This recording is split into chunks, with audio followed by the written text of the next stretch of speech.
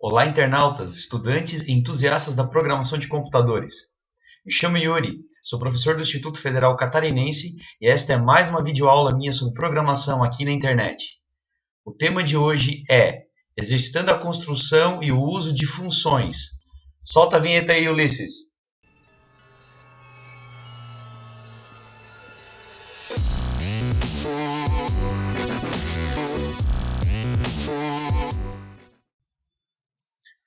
Bom, então temos aí então o primeiro exercício sobre a construção de funções.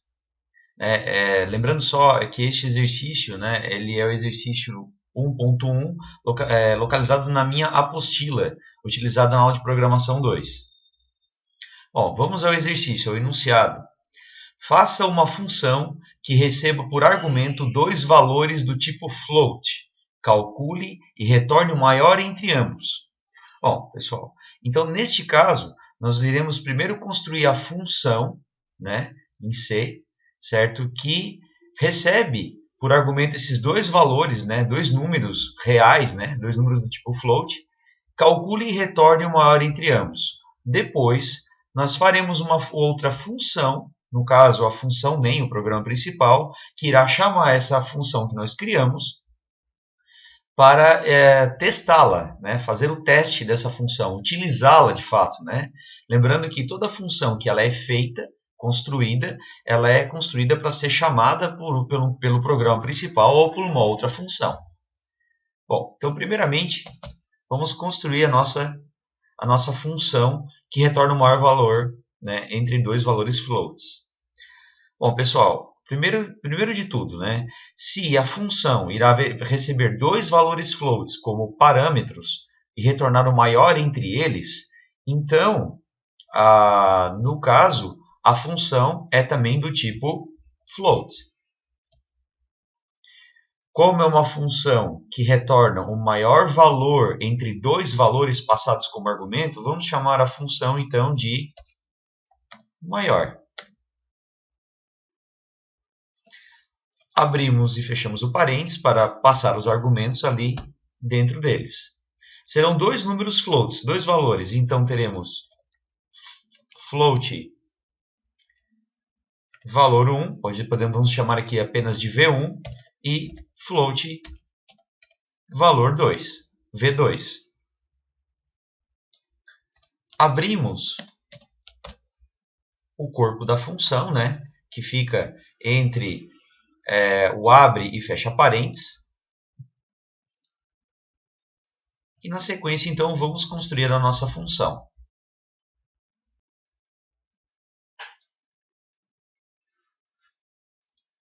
A nossa função terá, primeiramente, uma variável que será o resultado dela.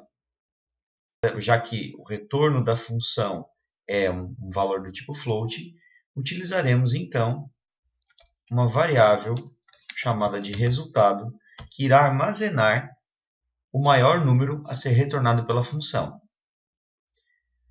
Bom, aqui para verificarmos qual número é maior, já vimos em lógica de programação, conteúdo anterior a esse, que para se verificar qual é o maior entre V1 e V2, verificamos primeiramente se V1 é maior do que V2.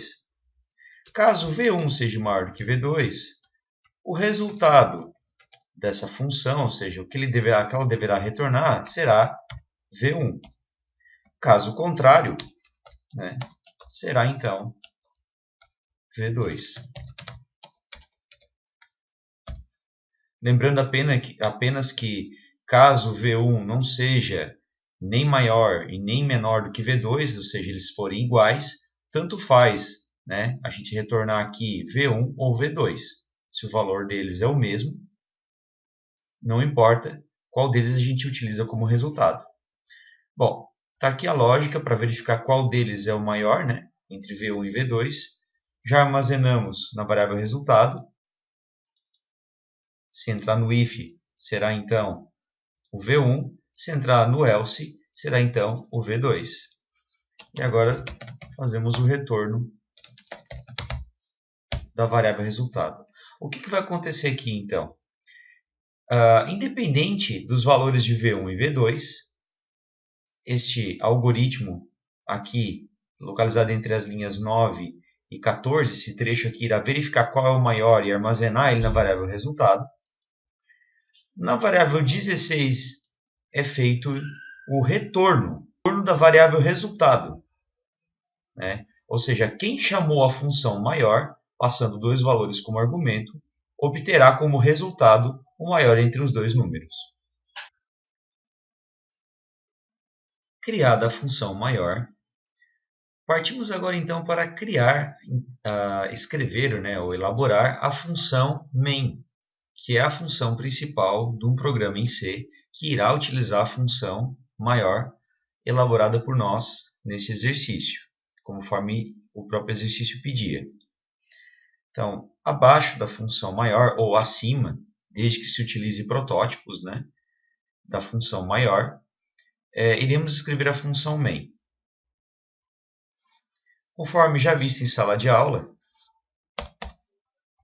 faremos então o protótipo da função maior, de forma que ela possa ficar, a função maior possa ficar abaixo da função main. Bom, a função maior é do tipo float, conforme a gente já viu, e recebe dois argumentos também do tipo float. Então, o protótipo da função está aqui. Agora podemos declarar a função main. Escrevemos a função main, ela de forma simples e compacta, sem o tipo dela e sem os argumentos passados. Lembrando que isso aqui é compilável em qualquer compilador C padrão ANSI. E vamos então escrever aqui um pequeno programinha, um pequeno algoritmo, na verdade, né, que execute, que faça chamada a essa função maior criada por nós. Nesse programa, a gente fará, né, ele de forma que ele peça dois valores reais quaisquer e imprima o resultado do maior deles, utilizando a função maior criada por nós.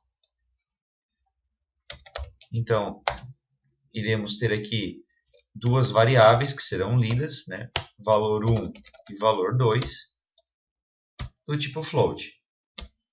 Faremos a leitura dos dados de entrada, ou seja, a leitura dessas duas variáveis. Então, aqui apenas guiando o usuário, digite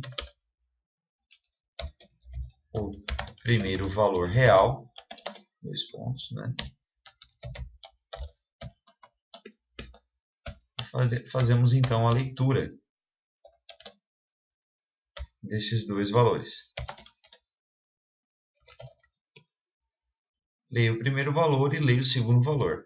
Aqui, fizemos com que o programa leia ambos os valores que nós queremos comparar e imprimir o maior.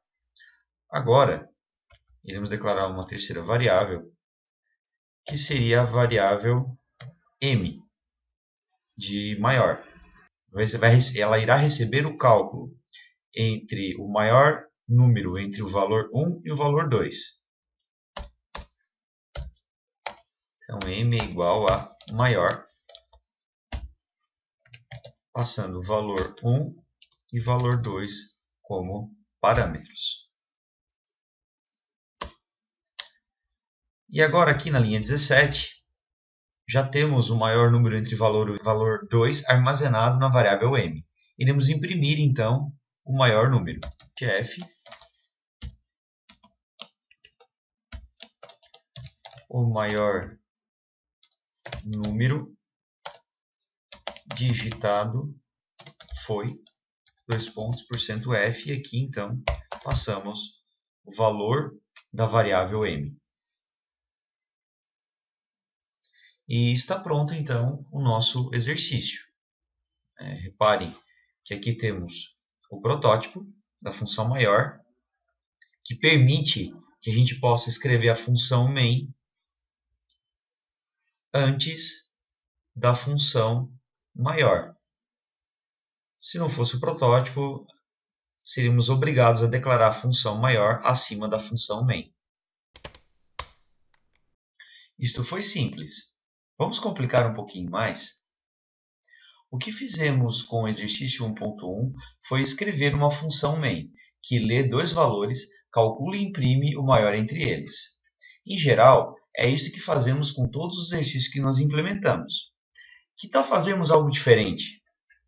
Que tal fazermos um programa que possui um menu de opções, em que cada opção é um exercício implementado? Para fazer isso,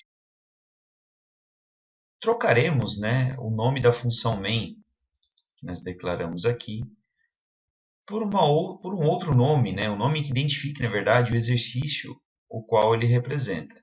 Atualmente, a função main possui a implementação daquele algoritmo que fizemos agora há pouco, que lia dois valores, calculava o maior entre eles, armazenava na variável m e depois imprimia esse maior valor. Bom, trocaremos o nome da função main, então, para exercício 1. Só que, diferente da função main, a função que estamos criando agora aqui, chamada de exercício 1, tem que ter um tipo. Como ela não retorna nada, utilizaremos o tipo void. E deixaremos aqui em branco, entre os parênteses, já que ele não possui argumentos. Essa função aqui apenas executa, a entrada dela é feita, a entrada desta função ela é feita pelo teclado, pelos dois scanfs, e a saída é feita pelo printf do valor final. Então ela não tem nem retorno e nem argumentos. Bom, já que nós criamos a função exercício 1, iremos declarar o protótipo dela aqui também. Está criado o protótipo do exercício 1. Conforme eu estava comentando, iremos utilizar então iremos fazer um programa que execute um menu e que nesse menu tenha as opções para cada exercício realizado. Sendo assim, iremos aqui, depois dos protótipos e antes da declaração da função exercício 1, iremos agora declarar a nova função main.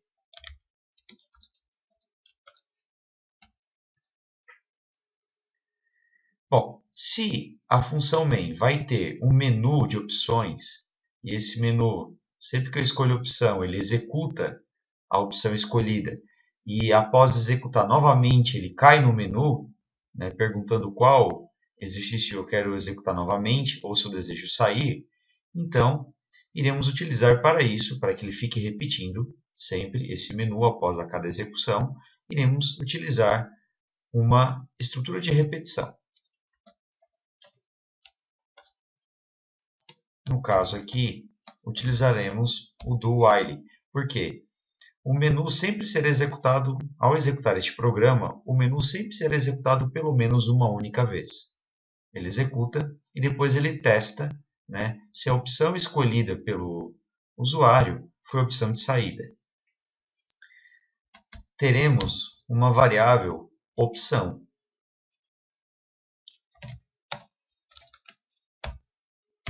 Esta variável opção ela irá armazenar o número da opção escolhido pelo usuário. Bom, aqui dentro da repetição, iremos escrever o menu. Aqui o cabeçalho para o nosso menu, Exercícios de funções e passagem de parâmetros.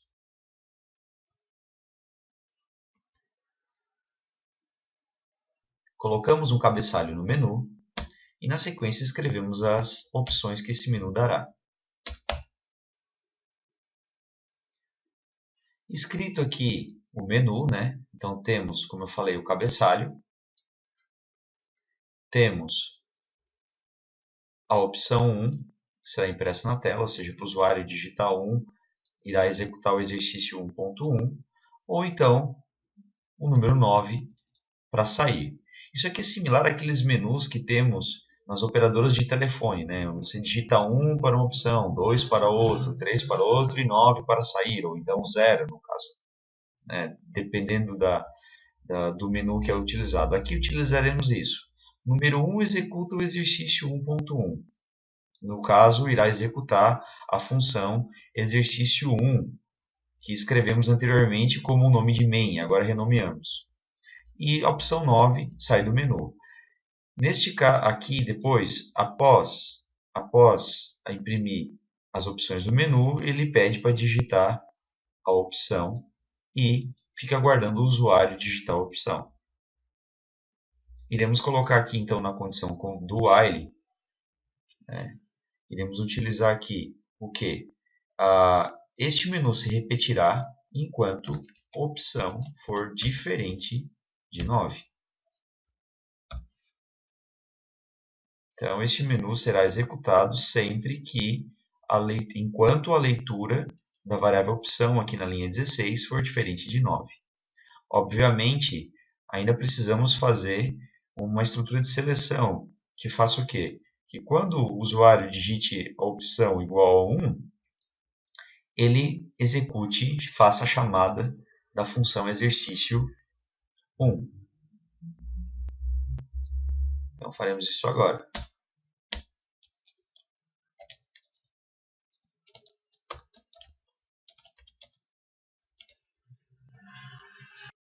E aqui, então, escrevemos, né, a estrutura de seleção switch, que fará aí a verificação de qual opção foi digitada. Caso tenha sido 1, ele faz a chamada da função exercício 1.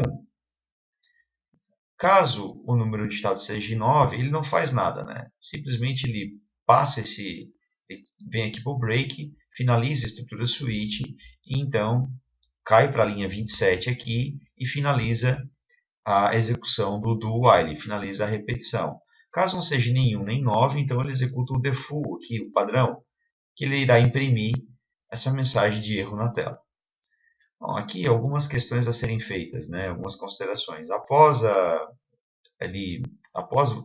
ele digitar, após o programa escrever essa mensagem, digite uma opção e ler a opção lida, é interessante colocar aqui uma quebra de linha, né? Ou até duas, possivelmente. E a mesma coisa ao final da opção escolhida.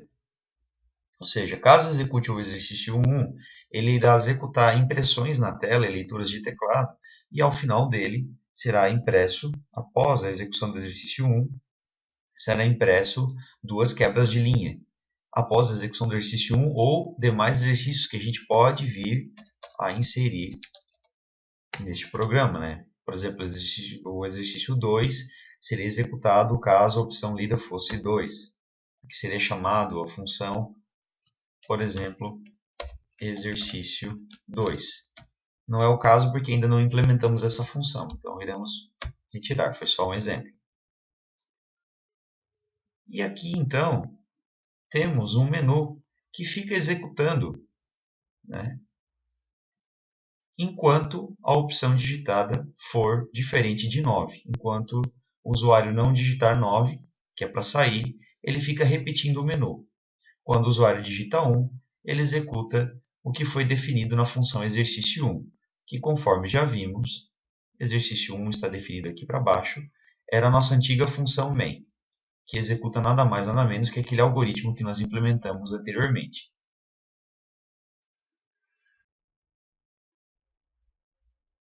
Apresentamos então o programa sendo executado. Observamos que tem o menu, tem o cabeçalho aqui em cima, e a opção 1 e a opção 9. Bom, se a gente digitar aqui qualquer número diferente de 1 e 9, ele vai dar erro. A opção inválida.